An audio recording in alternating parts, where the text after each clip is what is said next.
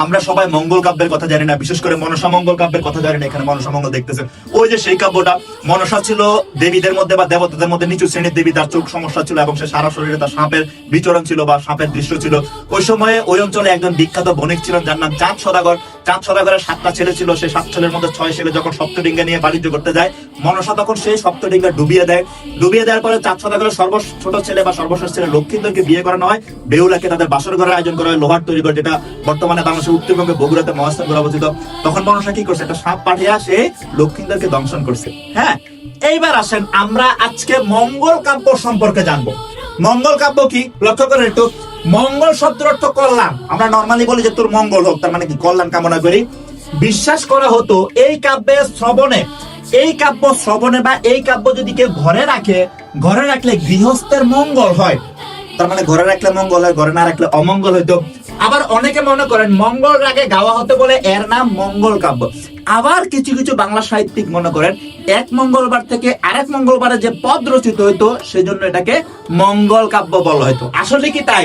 আসলে এটার মূল ভাব কি? মঙ্গল কাব্যের মূল ভাব হচ্ছে লৌকিক দেব দেবীর মর্তে পূজা প্রচারের দ্বন্দ্ব ও প্রতিষ্ঠা।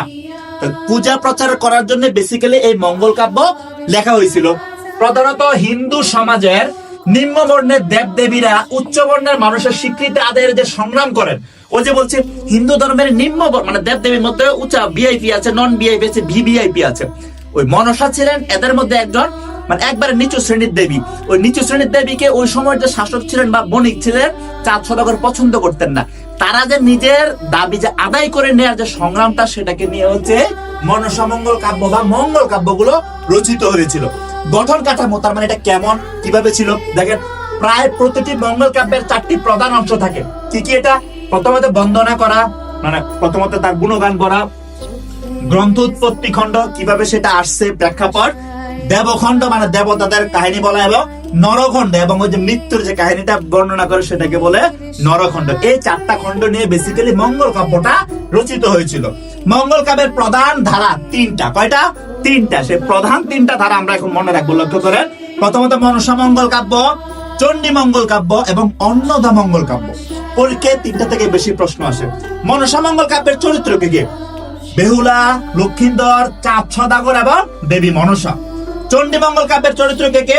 কালকেতু, ফুল্লুরা, ধনপতি, লহনা এবং খুলনা। অন্নদা মঙ্গল কাব্যের চরিত্র কে? ঈশ্বর পাটনি, ভবানন্দ মজুমদার এবং অন্নপূর্ণা। আপনারা একটু কমেন্ট করে জানান এই অন্নদা মঙ্গল কাব্যের রচয়িতা কে?